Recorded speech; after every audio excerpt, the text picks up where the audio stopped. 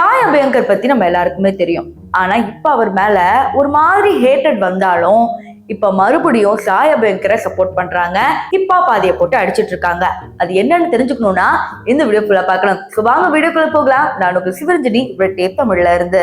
சாய் அபியங்கர் ஆரம்பத்துல இந்த கட்சி சேர பாடல் வந்த உடனே பாத்தீங்கன்னா ஃபுல் அண்ட் ஃபுல் இந்த மீம் சேனல்ஸ் எல்லாமே ப்ரொமோட் பண்ண ஆரம்பிச்சாங்க. அதாவது மீம் சேனல்ஸ் கிட்ட இருக்கிற ஒரு திறமையே என்னன்னு பாத்தீங்கன்னா, அவங்க அகைன் அகைன் ஒரு பாட்டு போடும் போது அது மீமா பிரசன்ட் பண்ணும்போது என்னன்னா எல்லா மக்களுக்கும் ரொம்ப பிடிக்க ஆரம்பிச்சது. அது போலவே சாய் அபியங்கர் பாட்டு பயங்கரமா ஹிட் ஆச்சு. அப்புறம் தான் கொஞ்சம் கொஞ்சமா இன்ஃப்ளூயன்சர்ஸ் கிட்ட போயிட்டு அது ஒரு பெரிய பாப்புலர் ஆகவே ஆரம்பிச்சது. ஆனா இதுல எல்லாரும் என்ன சொன்னாங்கன்னா, சாய் அபியங்கர் ஒரு நெப்போ ப்ராடக்ட், அதாவது இவர மாதிரியே திறமை உள்ள பல பாடகர்கள் நம்ம இண்டஸ்ட்ரியிலே இருக்காங்க.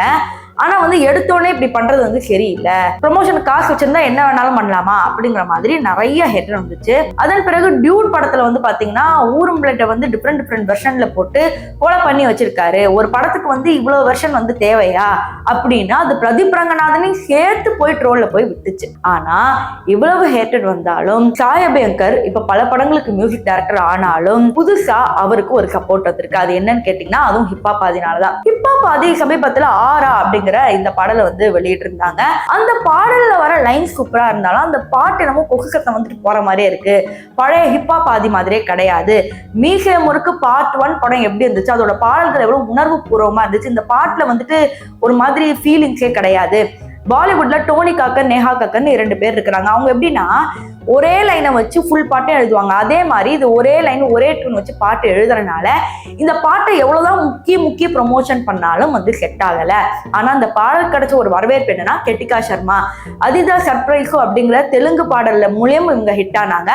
அதன் பிறகு தமிழ்ல இவங்க அழகா இருக்காங்க, பியூட்டிஃபுல்லா இருக்காங்க அப்படின்னு சொல்லி நிறைய பேர் கிரஷ் மெட்டீரியலா பார்த்துக்கிட்டு இருந்தாலும் இந்த பாடலுக்கு சரியான வரவேற்பு கிடைக்கும் நினைச்சு வச்சது இப்ப பயங்கரமான ஹேட்டர் வந்துட்டு இருக்கு. வியூஸ் என்னதான் மில்லியன் கணக்கா அள்ளுனாலும் பாடலுக்கு வர கமெண்ட் செக்ஷன்ல பாத்தீங்கன்னா இந்த பாட்டு சுத்தமாவே நல்லா இல்ல, அது சாய் அபியங்கரே பெட்டரு, இவ்வளவு நாள் சாய் அபியங்கர் போட்டு அடிச்சுட்டு இருந்தோம், பாட்டு சரியா போடல. ஆனா உண்மை என்ன பாத்தீங்கன்னா இப்ப பாதிக்கே தெரியல அப்படிங்கிற மாதிரி ரசிகர்கள்லாம் கொஞ்சம் பேசவும் செய்றாங்க.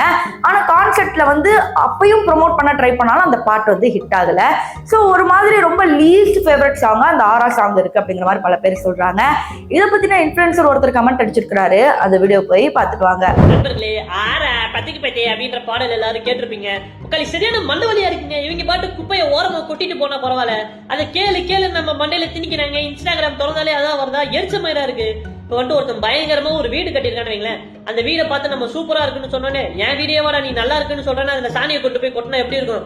அது மாதிரிதான் எனக்கு மியூசியம் இருக்கு 1 படம், அதுல வர பாடல்கள் எல்லாமே ரொம்ப பிடிக்கும். அதுல பிஎல்இ கொட்டுறதுக்குன்னே எடுத்த படமா இருக்கு மியூசியம் இருக்கு 2, அந்த பாட்டா இருக்கட்டும். அப்புறமா டீசர்ல எல்லாம் மீசைய முருகன் குழந்தை வயசுல எல்லாம் வச்சு பாருங்க, என்னடா அதுன்னு இருந்துச்சு. சோ பவழமல்லி சாங் பாத்தீங்கன்னா கயடு லோகர் ரொம்ப அழகா டான்ஸ் ஆடி இருப்பாங்க. ஆனா இதுல இன்னொரு கான்ட்ரவர்சி என்னன்னு பாத்தீங்கன்னா, சாய் அபியங்கருக்கு 21 வயசு தான் ஆகுது. இவங்களுக்கு ரொம்ப அதிகமான வயசுல இருக்கிறவங்க ஜோடி சேர்றது நல்லாவே இல்ல. சாய் அபியங்கருக்கு என்னது ஹீரோயின் டேஸ்ட் நல்லா இருந்தாலும் அது நம்ம பார்க்கணும்ல உட்காந்துட்டு. இதையும் தாண்டி கயடு லோகர் ரொம்ப லோக்கலா டான்ஸ் ஆடினாங்க.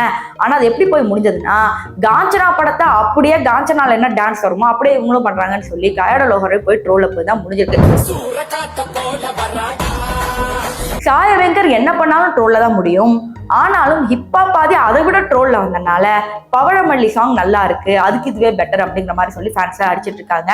ஹிப்பா பாதியோட சாய் அபியங்கர் கம்பேர் பண்ற அளவுக்கு இண்டஸ்ட்ரி வந்துருச்சு அப்படின்னு தெரியல. ஸோ நீங்க இந்த 2 சாங் கேட்டிருப்பீங்களே, அந்த ட்ரோலும் பலது நீங்க இன்ஸ்டாகிராம்ல பார்த்திருப்பீங்க. இதை பத்தி நீங்க என்ன நினைக்கிறீங்க? சாய் அபியங்கருக்கு வந்த ஹேட்டட் இப்போ நல்லா பாசிட்டிவா மாறி இருக்கு. அதை பத்தின உங்களோட எண்ணங்கள் கமெண்ட் செக்ஷன்ல சொல்லுங்க. அது மட்டும் இல்லாம நீங்க மறக்காம சப்ஸ்கிரைப் பண்ணுங்க. உங்க கமெண்ட்ஸ் நீங்க கீழே கொடுத்தீங்கன்னா நீங்க சொல்ல போற அடுத்தடுத்த கண்டென்ட் நெக்ஸ்ட் வீக்க கொண்டு வருவேன்.